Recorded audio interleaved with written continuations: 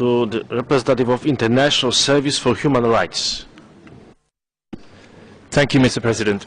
This session has built on the resolution adopted in March on the protection of human rights defenders. We warmly welcome the adoption of a record number of resolutions recognizing the important role of defenders, including resolutions on migrants, the independence of judges and lawyers, Eritrea and Belarus. We now call on states to translate this international consensus on the need to support and protect defenders into a practical reality.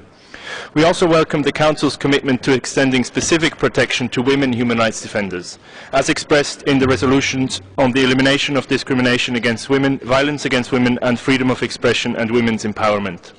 While welcoming the resolutions that affirm the importance of protecting and supporting the work of defenders, we reiterate our concern at the worsening trend towards attacks and restrictions on defenders, including illegitimate restrictions on funding. Mr. President, this Council voted 2 years ago to remain seized of the priority issue of human rights violations based on sexual orientation and gender identity. We urge the Council to adopt a follow-up resolution and to ensure that the UN pays systematic attention to these concerns.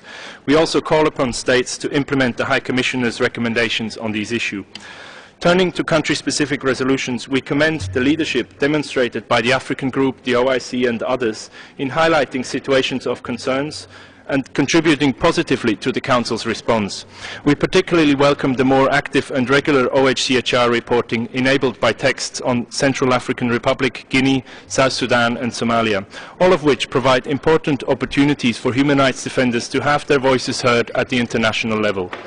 We also welcome the PRST on Myanmar, in which the Council expresses deep concern at the persecution of the Rohingya Muslims and calls on the government to put a stop to violence and to expedite the opening of an OHCHR office.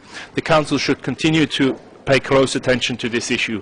Finally, Mr. President, we thank you and the Secretariat for strongly supporting NGO participation and for ensuring that NGO speaking time was not unduly restricted. As the world's peak human rights body, this Council has a leadership role through its own practice in protecting space for civil society participation in its important work. Thank you.